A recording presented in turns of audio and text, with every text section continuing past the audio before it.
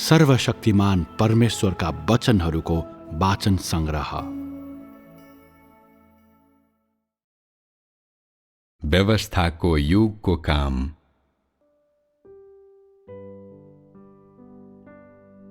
यहोवाले इस्राएलीहरूका बीचमा गर्नुभएको कार्यले मानव जातिको बीचमा परमेश्वरको सांसारिक उद्गम स्थान स्थापना गर्यो, जुन एउटा पवित्र स्थान पनि थियो र उहाँ त्यहाँ उपस्थित हुनुहुन्थ्यो। उहाँले आफ्नो कार्यलाई इस्राएलीहरूका बीचमा सीमित गर्नुभयो। सुरुमा उहाँले इस्राएल बाहिर काम गर्नु भएन, तर आफ्नो कामको दायरालाई सीमित गर्नका लागि उहाँले उपयुक्त मानिसहरूको छनौट गर्नुभयो। इस्राएल त्यही स्थान हो जहाँ परमेश्वरले आदम र हब्बालाई सृष्टि गर्नुभयो र त्यस ठाउँको धुलोबाट यहोवाले मानिसलाई बनाउनुभयो। यही ठाउँ नै पृथ्वीमा उहाँको कामको आधार बन्न गयो। नोआ तथा आदमका सन्तानका रूपमा रहेका इस्राएलीहरू नै पृथ्वीमा यहोवाको कामका आधार थिए। यस समयमा सारा पृथ्वीमा उहाँको कामको थालनी गर्नु नै इस्राएलमा रहेको यहोवाको कार्यको महत्त्व, उद्देश्य र चरणहरू थिए। यस कार्यले इस्राएललाई आफ्नो केन्द्र बनायो र बिस्तारै अन्य जाति राष्ट्रहरूमा यो फैलियो। एउटा नमुना स्थापना गर्न र सारा ब्रह्माण्डमा भएका सबै मानिसहरूले उहाँको सुसमाचार नसुनेसम्म त्यस नमुनालाई फैलाउन उहाँले यही सिद्धान्त बमोजिम यस ब्रह्माण्डभरि काम गर्नुहुन्छ। पहिला इस्राएलीहरू नोआका सन्तान थिए। यी मानिसहरूले केवल यहोवाको सास मात्र प्राप्त गरेका थिए र जीवनका आधारभूत आवश्यकताहरू कसरी पूरा गर्ने त्यस कुरालाई मात्र पर्याप्त मात्रामा बुझेका थिए। तर यहोवा कस्तो परमेश्वर हुनुहुन्थ्यो वा मानिसको लागि उहाँको इच्छा के थियो भन्ने तिनीहरूलाई थाहा थिएन। सारा सृष्टिका परम प्रभुलाई कसरी आदर दिने भन्ने कुरा त परै जाओस्। पालन गर्नुपर्ने कुनै नियम तथा कानुन वा सृष्टि गरिएका कुराहरूले सृष्टिकर्ताप्रति गर्नुपर्ने कुनै कर्तव्य पो थियो कि भन्ने बारेमा आदमका सन्तानलाई अत्तो पत्तो थिएन। उनीहरूलाई केवल यति कुरा मात्र थाहा थियो कि पतिले परिश्रमका साथ पसिना बगाएर आफ्नो परिवारको पालन पोषण गर्नुपर्छ र पत्नीले आफ्ना पतिको अधीनमा बस्दै यहोवाले सृष्टि गर्नुभएको मानव जातिलाई निरन्तरता दिनुपर्छ। अर्को शब्दमा भन्नुपर्दा परमेश्वरका नियमहरू कसरी पछ्याउने वा सम्पूर्ण सृष्टिका प्रभुलाई कसरी सन्तुष्ट पार्ने भन्ने जस्ता केही पनि कुराहरू केवल यहोवाको सास र उहाँको जीवन मात्रै भएका मानिसहरूलाई थाहा थिएन। तिनीहरूले अत्यन्तै थोरै कुरा मात्र बुझ्थे। तिनीहरूको हृदयमा कुटिलता वा छलकपट नभए पनि र तिनीहरूका बीचमा ईर्ष्या र विवाद बिरलै उत्पन्न हुने गरेको भए पनि उनीहरूलाई सम्पूर्ण सृष्टिका मालिक यहोवाको बारेमा कुनै ज्ञान वा समझ थिएन। मानिसका यी पुर्खाहरूलाई केवल यहोवाले दिनुभएका कुराहरू खाने र यहोवाका कुराहरू उपयोग गर्ने कुरा मात्र थाहा थियो, तर तिनीहरू यहोवाको आदर गर्न जान्दैनथे। तिनीहरूले घुँडा टेकेर आराधना गर्नुपर्ने व्यक्ति परम प्रभु नै हुनुहुन्छ भन्ने कुरा तिनीहरूलाई थाहा थिएन। यदि त्यसो हो भने तिनीहरूलाई कसरी उहाँका प्राणीहरू भनेर भन्न सकिन्छ? यदि त्यसो हो भने यहोवा सारा सृष्टिका प्रभु हुनुहुन्छ र मानिसले उहाँलाई प्रकट गरोस्, उहाँको महिमा गरोस् र उहाँको प्रतिनिधित्व गरोस् भनेर उहाँले मानिसलाई सृष्टि गर्नुभयो भन्ने कुरा व्यर्थमा बोलिएको हो त? यहोवालाई पटक्कै आदर नगर्ने मानिसहरू कसरी उहाँको महिमाको गवाही बन्न सक्थे र? तिनीहरू कसरी उहाँको महिमाको प्रकटीकरण हुन सक्थे र? मानिसलाई मैले मेरै स्वरूपमा सृष्टि गरेँ भन्ने यहोवाका वचनहरू दुष्ट शैतानको हातमा हतियार बन्ने थिएनन् र? के ती वचनहरू यहोवाले मानव जातिलाई गरेको सृष्टिमाथिकै अपमानको रूपमा रहने थिएनन् र? कामको त्यो चरण पूरा गर्नको निम्ति परम प्रभुले मानव जातिलाई सृष्टि गर्नु भएपछि आदमदेखि नोआको पालासम्म तिनीहरूलाई कुनै शिक्षा वा मार्गदर्शन दिनु भएन। बरु जलप्रलयले संसारलाई नाश गरेपछि मात्र उहाँले औपचारिक रूपमा नोआ तथा आदमका सन्तान अर्थात् इस्राएलीहरूलाई डोर्याउन थाल्नुभयो। तिनीहरूले सारा इस्राएलमा आफ्नो जीवन बिताउने क्रममा उहाँले इस्राएलमा गर्नुभएको काम र उहाँले बोल्नुभएका वाणीहरूले तिनीहरूलाई मार्गदर्शन दिए। यसले मानव जातिलाई यो कुरा देखाउँछ कि मानिसहरूले उहाँबाट जीवन पाउन् र धुलोबाट सृष्टि गरिएका मानव जातिको रूपमा खडा होउन् भनेर तिनीहरूभित्र सास फुकिदिन मात्र यहोवा सक्षम हुनुहुन्न, तर उहाँ मानव जातिलाई भस्म पार्न र सराप्न पनि सक्नुहुन्छ। साथै मानव जातिलाई शासन गर्न आफ्नो छडीको प्रयोग पनि गर्न सक्नुहुन्छ। त्यसकारण यहोवाले पृथ्वीमा मानिसको जीवन अगुवाई गर्न सक्नुहुन्छ अनि दिन र रातको समय अनुसार मानव जातिको माझमा बोल्न र काम गर्न सक्नुहुन्छ भन्ने पनि तिनीहरूले देखे। मान्छे उहाँले उठाउनु भएको धुलोबाट आएको हो र उसलाई उहाँले नै बनाउनु भएको हो भन्ने कुरा उहाँले सृष्टि गर्नुभएको मानिसले जानोस् भनेर मात्र उहाँले यो कार्य गर्नुभयो। यति मात्र होइन, अन्य जातिहरू र राष्ट्रहरूले इस्राएलबाट सुसमाचार पाउन सकुन् भनेर उहाँले आफ्नो पहिलो काम इस्राएलमा गर्नुभयो, ताकि ब्रह्माण्डमा सृष्टि गरिएका सबै प्राणीहरूले यहोवाको आदर गर्न सकुन् र उहाँलाई महान मान्न सकुन्। यहोवाले इस्राएलमा आफ्नो काम सुरु नगरेर मानव जातिको सृष्टि गरेपछि तिनीहरूलाई पृथ्वीमा बेफिक्री जीवन जिउन दिनुभएको भए मानिसको शारीरिक प्रकृतिको कारण, यो प्रकृति भनेको आफूले देख्न नसक्ने चिजहरू मानिसले कहिले पनि बुझ्न नसक्नु हो। यसको अर्थ के हो भने मानव जातिलाई सृष्टि गर्नुहुने परम प्रभु नै हुनुहुन्छ भन्ने कुरा उसलाई थाहा हुने थिएन र त्यसो किन गर्नुभयो भन्ने कुरा त परै जाओस्। मानव जातिलाई सृष्टि गर्नुहुने यहोवा नै हुनुहुन्छ वा उहाँ सारा सृष्टिका मालिक हुनुहुन्छ भनेर उसले कहिले पनि थाहा पाउने थिएन। यदि यहोवाले मानिसलाई सृष्टि गरेपछि उसलाई पृथ्वीमा राखेर तिनीहरूलाई केही समयसम्म अगुवाई गर्नको लागि मानव जातिको बीचमा नबसी आफ्नो हात टकटक्याउँदै आफ्नो बाटो लाग्नु भएको भए सम्पूर्ण मानवता शून्यतामा फर्किने थियो। स्वर्ग तथा पृथ्वी र उहाँले बनाउनु भएका सबै असंख्य चिजहरू र सम्पूर्ण मानव जाति शून्यतामा फर्कने थिए।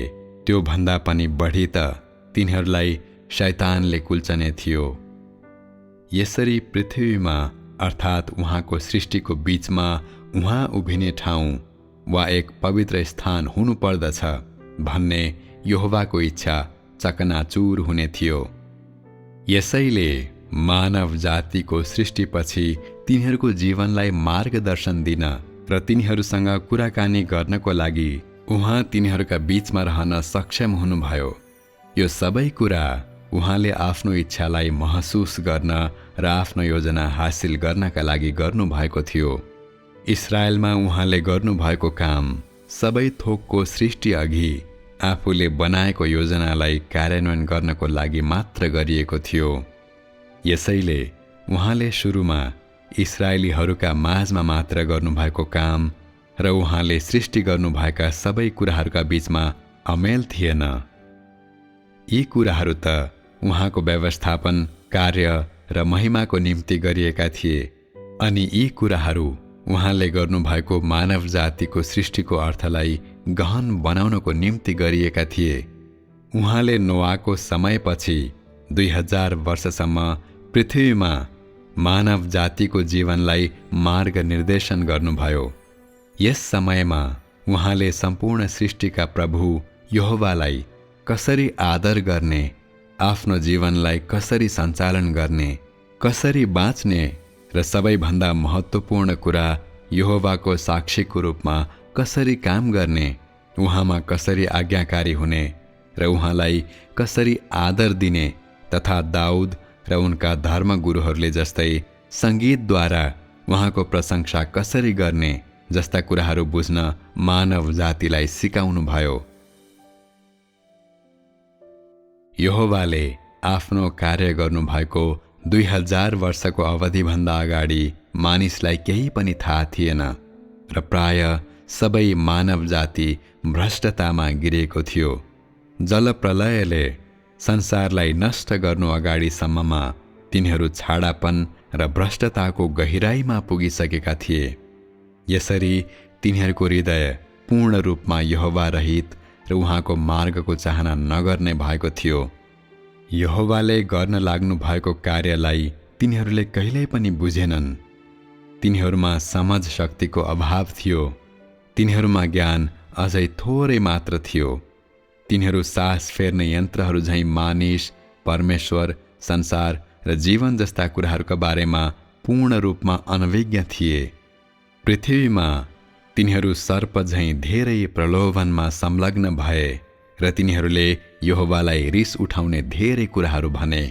तर तिनीहरू अनभिज्ञ भएको कारण यहोवाले तिनीहरूलाई सजाय दिने वा अनुशासनमा राख्ने गर्नु भएन। जलप्रलयपछि जब नोआ 601 वर्ष पुगे तब यहोवा औपचारिक रूपमा नोआ कहाँ देखा पर्नुभयो अनि उनी र उनका परिवारलाई पथ प्रदर्शन गर्नुभयो। यस क्रममा उहाँले नोआ र तिनका सन्तानहरूका साथमा जलप्रलयबाट बाँचेका पक्षी र जनावरहरूलाई व्यवस्थाको युग अन्त नभएसम्म 2500 वर्ष अगुवाई गर्नुभयो।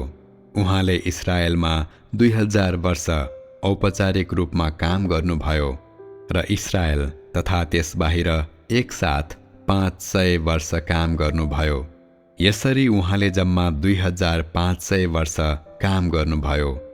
त्यस अवधिमा उहाँले यहोवाको सेवा गर्नको लागि मन्दिर बनाउनुपर्छ, पुजारीले लगाउने कपडा लगाउनुपर्छ, बिहान मन्दिरभित्र खाली खुट्टा हिँडेर जानुपर्छ, नत्र त तिनीहरूका जुत्ताहरूले मन्दिरलाई अपवित्र पार्छन् र मन्दिरको माथिल्लो भागबाट आगो झरेर तिनीहरूलाई जलाएर मार्छ भनेर इस्राएलीहरूलाई निर्देशन दिनुभयो। तिनीहरूले आफ्नो कर्तव्य निभाए र यहोवाका योजनाहरूमा समर्पित भए। तिनीहरूले मन्दिरमा यहोवासँग प्रार्थना गरे र यहोवाको प्रकाश प्राप्त गरेपछि अर्थात् यहोवा तिनीहरूसँग बोल्नु भएपछि तिनीहरूले भिडको अगुवाई गरे र तिनीहरूलाई तिनीहरूका परमेश्वर यहोवाको आदर गर्न सिकाए। अनि यहोवाले तिनीहरूलाई एउटा मन्दिर र वेदी बनाउनुपर्छ र यहोवाले तोक्नु भएको समयमा अर्थात् निस्तारको बेलामा तिनीहरूले परमेश्वरको सेवाको निम्ति बलिदान गर्नलाई भर्खरै जन्मेका बाछा र थुमाहरूलाई वेदीमा तयार पारेर राख्नुपर्छ भनी भन्नुभयो, जसले तिनीहरूलाई अन्य कुराहरूबाट रोक्थ्यो र यहोवाको आदर गर्ने कुरालाई तिनीहरूको हृदयमा हालिदिन्थ्यो। तिनीहरूले यस व्यवस्थाको पालना गरे कि गरेनन् भन्ने कुरा यहोवाप्रति तिनीहरूको निष्ठाको मापन बन्यो। यहोवाले तिनीहरूको निम्ति उहाँको सृष्टिको 7औं दिनलाई शबाथको दिन भनेर पनि ठहराइदिनुभयो। शबाथको दिन पछिको दिनलाई उहाँले पहिलो दिन अर्थात् यहोवाको प्रशंसा गर्ने, बलिदान चढाउने र उहाँको निम्ति सङ्गीत बजाउने दिनको रूपमा ठहराइदिनुभयो। यस दिन मानिसहरूले यहोवाको वेदीको बलिदानहरू आनन्द मानेर खान सकुन् भनेर यहोवाले वेदीमा भएको बलिदानलाई तिनीहरूको बीचमा बाँड्नको निम्ति सबै पुजारीहरूलाई भेला गराउनुभयो। तिनीहरूले परमेश्वरसँग मिलेर खाएका र तिनीहरू उहाँका चुनिएका मानिसहरू भएको हुनाले यहोवाले तिनीहरूलाई धन्यका भन्नुभयो। यसैले आजका दिनसम्म पनि इस्राएलका मानिसहरूले यहोवा तिनीहरूका मात्रै परमेश्वर हुन्, अन्य जातिहरूका परमेश्वर होइनन् भनी भन्छन्।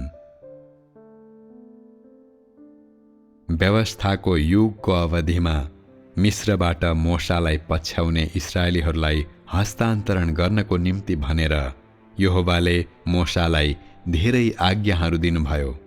यी आज्ञाहरू यहोवाले इस्राएलीहरूको निम्ति दिनुभएको थियो र मिस्रसँग ती आज्ञाहरूको केही पनि सम्बन्ध थिएन। इस्राएलीहरूलाई नियन्त्रण गर्नको निम्ति ती आज्ञाहरू दिइएका थिए र उहाँले तिनीहरूलाई मागहरू गर्नको निम्ति ती आज्ञाहरूको प्रयोग गर्नुभयो। तिनीहरूले शबातको दिनको पालना गर्ने कि नगर्ने, वा आफ्ना आमा बाबुलाई आदर गर्ने कि नगर्ने, वा मूर्तिहरूको पूजा गर्ने कि नगर्ने, तिनीहरू धर्मी छन् कि पापी छन् भन्ने कुराको न्याय यिनै सिद्धान्तहरूका आधारमा गरिन्थ्यो। तिनीहरूमध्ये कोहीलाई यहोवाको आगोद्वारा भस्म पारियो, कोहीलाई ढुङ्गाले हानेर मारियो र कोहीले यहोवाबाट आशिष प्राप्त गरे। अनि तिनीहरूले आज्ञाहरू पालना गरेका छन् कि छैनन् भन्ने कुराको आधारमा यसको तय गरिन्थ्यो। शबातको दिन पालना नगर्नेहरूलाई ढुङ्गाले हानेर मारियो। शबातको दिन पालना नगर्ने पुजारीहरूलाई यहोवाको आगोले भस्म पार्यो। आफ्ना आमा बाबुको आदर नगर्नेहरूलाई पनि ढुङ्गाले हानेर मारिए। यी सबै कुराको आज्ञा यहोवाले नै दिनुभएको थियो। मानिसहरूको जीवनलाई अगुवाई गर्ने क्रममा तिनीहरूले उहाँका वचन सुनुन् र तिनको पालना गरून् अनि उहाँको विरोधी नहोउन् भनेर यहोवाले आफ्ना आज्ञा र व्यवस्थाहरू स्थापित गर्नुभयो। नयाँ जन्मेका मानव जातिलाई नियन्त्रणमा राख्न र योभन्दा बढी त आफ्नो भविष्यको कार्यको निम्ति जग तयार गर्नको निम्ति उहाँले यी व्यवस्थाहरूको प्रयोग गर्नुभयो। यसैले यहोवाले गर्नुभएको कार्यलाई आधार मानेर नै पहिलो युगलाई व्यवस्थाको युग भनिएको हो। यहोवाले धेरै बाणीहरू बोल्नुभएको र धेरै कामहरू गर्नुभएको भए तापनि उहाँले यी अनभिज्ञ मानिसहरूलाई मानव कसरी हुने, कसरी जिउने र कसरी यहोवाको मार्गलाई बुझ्ने भन्ने कुरा सिकाउँदै सकारात्मक तरिकाले पथ प्रदर्शन मात्र गर्नुभयो। उहाँले गर्नुभएको कामको धेरैजसो हिस्सा मानिसहरूलाई उहाँको मार्ग पालना गर्न र उहाँका व्यवस्था अनुसरण गर्न प्रेरित गर्नु नै थियो। सतही रूपमा भ्रष्ट भएका मानिसहरूमा यो कार्य गरिएको थियो। यसले तिनीहरूको स्वभाव वा जीवनको प्रगतिलाई रूपान्तरण गर्ने सम्मको काम भने गरेन। उहाँको चासो भनेको व्यवस्थाको प्रयोग गरेर मानिसहरूलाई प्रतिबन्ध लगाउनु र नियन्त्रण गर्नु मात्र थियो। त्यस बेलाका इस्राएलीहरूको निम्ति यहोवा मन्दिरमा रहने परमेश्वर अर्थात् स्वर्गका परमेश्वर मात्र हुनुहुन्थ्यो। उहाँ बादलको खाँबो र आगोको ज्वाला हुनुहुन्थ्यो। तिनीहरूले आजका मानिसहरूले व्यवस्था र आज्ञाहरूको रूपमा जानेका कुराहरूको पालना गरून् भन्ने मात्रै उहाँले चाहनुभयो। तिनलाई नियमहरू पनि भन्न सकिन्छ, किनकि यहोवाले तिनीहरूलाई रूपान्तरण गर्न होइन, तर मानिसले प्राप्त गर्नुपर्ने थप कुराहरू तिनीहरूलाई दिन र आफ्नै मुखले तिनीहरूलाई सिकाउनको निम्ति उहाँले यसो गर्नुभयो। किनकि सृष्टि गरिएपछि केही कुरा पनि मानिसको स्वामित्वमा थिएन। यसैले यहोवाले पृथ्वीमा रहँदाको जीवनमा मानिसहरूले प्राप्त गर्नुपर्ने कुराहरू तिनीहरूलाई दिएर उहाँले अगुवाई गरेका मानिसहरूलाई तिनीहरूका पुर्खा आदम र हब्बा भन्दा उत्कृष्ट बनाउनुभयो। किनकि उहाँले तिनीहरूलाई दिनुभएको कुरा उहाँले सुरुमा आदम र हब्बालाई दिनुभएको कुरा भन्दा उत्कृष्ट थियो। जे होस्, यहोवाले इस्राएलमा गर्नुभएको कुराको उद्देश्य मानव जातिलाई पथ प्रदर्शन गर्नु र तिनीहरूका सृष्टिकर्तालाई चिन्ने बनाउनु मात्र थियो।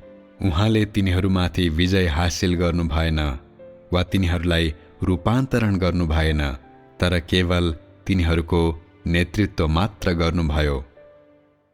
व्यवस्थाको युगमा यहोवाको कार्यको सारांश यही नै हो। यो नै इस्राएलको सम्पूर्ण भूमिमा उहाँले गर्नुभएको कार्यको पृष्ठभूमि तथा सत्यकथा सार हो। साथै यो मानव जातिलाई आफ्नो हातको नियन्त्रणमा राख्न यहोवाले गर्नुभएको 6000 वर्ष लामो कार्यको सुरुवात पनि हो।